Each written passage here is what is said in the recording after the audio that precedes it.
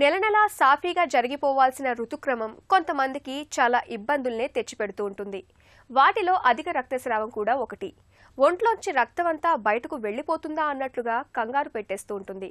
అధిక రక్తస్రావానికి కారణాలేవైనా ఎక్కువ మొత్తంలో రక్తం కోల్పోవడం అనేది అంతిమంగా రక్తహీనతకు దారితీసి లేనిపోని సమస్యల్ని తెచ్చిపెట్టే ప్రమాదం ఉంటుంది.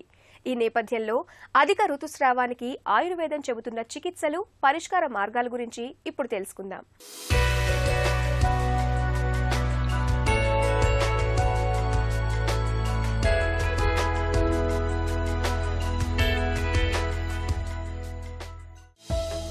నెలనెలా సహజంగా జరిగిపోవాల్సిన ఋతుచక్రం కొంతమందికి చాలా చిక్కుల్ని తెచ్చిపెడుతుంటుంది. నెలసరిలో ఎక్కువ మొత్తంలో రక్తం పోవడం కూడా అలాంటిదే. అధిక ఋతుస్రావాన్ని ఆయుర్వేదం రక్త ప్రదర వ్యాధిగా చెబుతుంది. శరీరంలో హార్మోన్ల సమతూకం దెబ్బతినడంతో పాటు పిత్తదోషం ఎక్కువైనప్పుడు, గర్భసంచిలో కణితులు ఉన్నప్పుడు అధిక ఋతుస్రావం సమస్యగా మారుతుంటుంది. ప్రతి నెలా ఎక్కువ మొత్తంలో రక్తం పోవడం అనేది చాలా మందిలో తీవ్రమైన రక్తహీనతకు దారితీయడంతో పాటు మరెన్నో చిక్కుల్ని తెచ్చిపెడుతుందని చెబుతారు ఆయుర్వేద నిపుణులు. అధిక ఋతుస్రావం అనే సమస్యని ఆయుర్వేదంలో రక్త ప్రదరం అని చెప్పారు. అంటే ఇది డిస్టర్బ్డ్ యూట్రైన్ బ్లీడింగ్ అని కూడా ఆధునికంగా చెప్తూ ఉంటాము.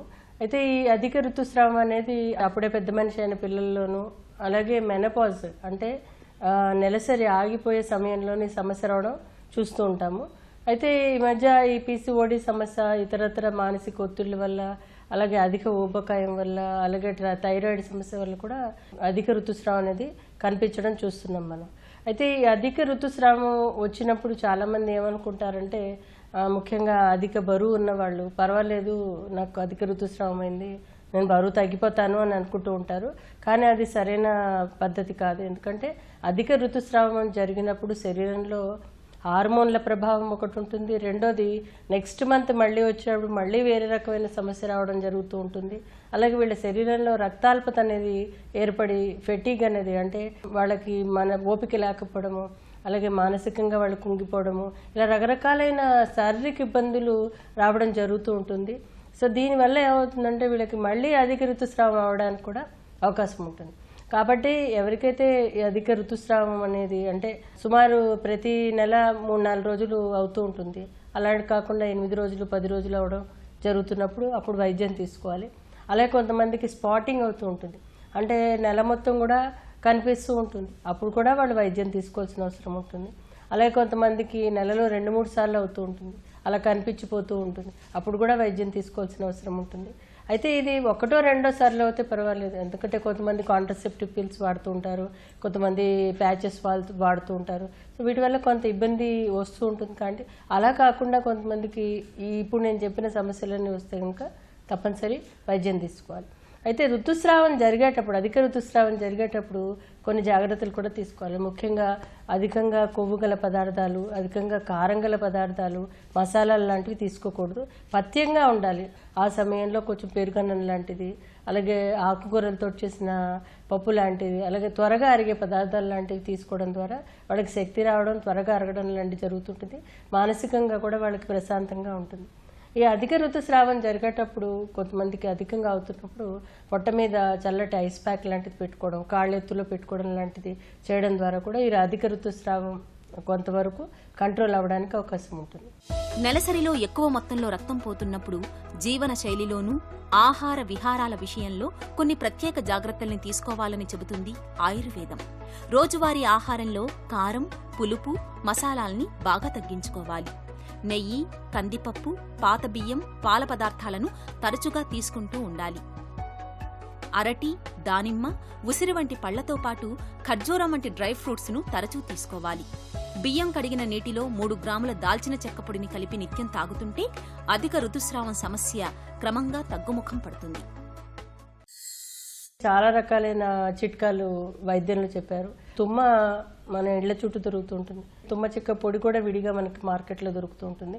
ఆ తుమ్మ చెక్క పొడి ఒక 50 గ్రాములు, అలాగే అర్జున అని మన మార్కెట్లో దొరుకుతూ ఉంటుంది, దాని పేరు మద్ది అంటాం మనం, తెల్ల మద్ది, ఎర్ర మద్ది అని దొరుకుతూ ఉంటుంది.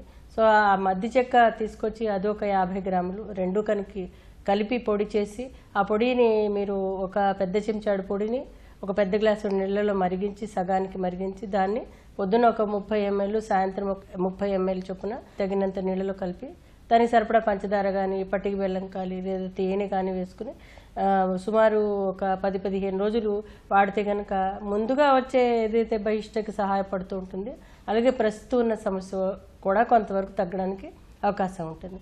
అలాగే మనకి లాక్ష అంటాం మనం. లాక్ష అంటే లక్కకి సంబంధించిన పొడి విడిగా దొరుకుతూ ఉంటుంది. ఆ లక్క పొడి చేసుకుని ఆ పొడి ఒక అర చెంచాడు నీళ్ళలో మరిగించి పొద్దున్న ఒక 15 ml, సాయంత్రం ఒక 15 ml చొప్పున తీసుకుంటే కూడా ఈ యొక్క సమస్య తగ్గడానికి అవకాశం ఉంటుంది. అలాగే షాల్మలి అనే ఆయుర్వేదంలో చెప్పారు, అంటే బూరుగ చెక్క. ఆ బూరుగ చెక్క ఒక పొడి చేసి ఆ పొడి విడిగా కూడా దొరుకుతుంది. ఆ పొడి ఒక అర చెంచాడు పొద్దున్న, అర చెంచాడు సాయంత్రం నీళ్ళలో మరిగించి ఆ కషాయం తాగితే కూడా చాలా బాగా పనిచేస్తూ ఉంటుంది. ఇలా కాకుండా మనకి లొద్దుగు లాంటిది కూడా దొరుకుతూ ఉంటుంది, అది కూడా తీసుకోవచ్చు. లోధ్ర అంటాం మేము. చికిత్స విషయానికి వచ్చేసరికి ఆయుర్వేదంలో సమస్యను బట్టి చికిత్స అనేది ఉంటుంది. అంటే ఏంటి, వయసును బట్టి, వచ్చే పరిస్థితిని బట్టి, వచ్చే ఋతుస్రావం ఏదైతే ఉంటుందో దాన్ని బట్టి కూడా చికిత్స అనేది ఉంటుంది. కొంతమందికి ఏంటంటే నెల మొత్తం అవుతున్నప్పుడు ఏంటంటే ఆ నెలకి సరిపడా చికిత్స చేయవలసిన అవసరం ఉంటుంది. అలాగే హార్మోన్ పరమైన సమస్య, ముఖ్యంగా వాళ్ళకి హైపర్ప్లేషియా అంటే లోపల ఎండోమెట్రియం థిక్గా అయిపోవడం కానీ, లేదా ఎండోమెట్రియోసిస్, ఇతరత్ర సమస్యలు ఎన్నో ఉంటాయి, సిస్టులు లాంటివి ఉంటాయి. సో దానికి సరిపడా మందులు ఇచ్చుకుంటూ వైద్యం చేయవలసిన అవసరం. అందులో చాలా రకాలైన ఔషధాలు ఇస్తుంటాం, ముఖ్యంగా కాంచనార్ అని, ఖదిరా అని, లోద్రా అని, అశోక అని, శతావరి అని, ఆ సందర్భాన్ని బట్టి మందులు ఉంటాయి. సో దాన్ని సుమారు 3 నుంచి 6 నెలల పాటు తీసుకుంటే కనుక సాధారణంగా వచ్చే ఈ యొక్క బహిష్ట సమస్యలు ఏదైతే ఉన్నా అవన్నీ చాలా మటుకు తగ్గడానికి అవకాశం ఉంటుంది. అధిక ఋతుస్రావంతో బాధపడే మహిళలకు ఆయుర్వేదం కొన్ని ప్రత్యేకమైన ఔషధాలను చెబుతుంది. అశోకారిష్ట, లోధ్రాసవం, ప్రవాళ భస్మం, ముక్తాపిష్టి వంటి ఔషధాలను ఆయుర్వేద వైద్యుల సలహాతో వాడుకుంటే మంచి ఫలితం కనిపిస్తుంది. అధిక ఋతుస్రావంతో బాధపడే మహిళలు ఎక్కువగా ఎండలో తిరగకూడదు. శారీరక శ్రమను సాధ్యమైనంత వరకు తగ్గించుకోవాలి. మానసిక ఆందోళనలు, ఒత్తిళ్లను తట్టుకునేందుకు యోగా, ధ్యానం, ప్రాణాయామాలను ఆచరించడం మేలు.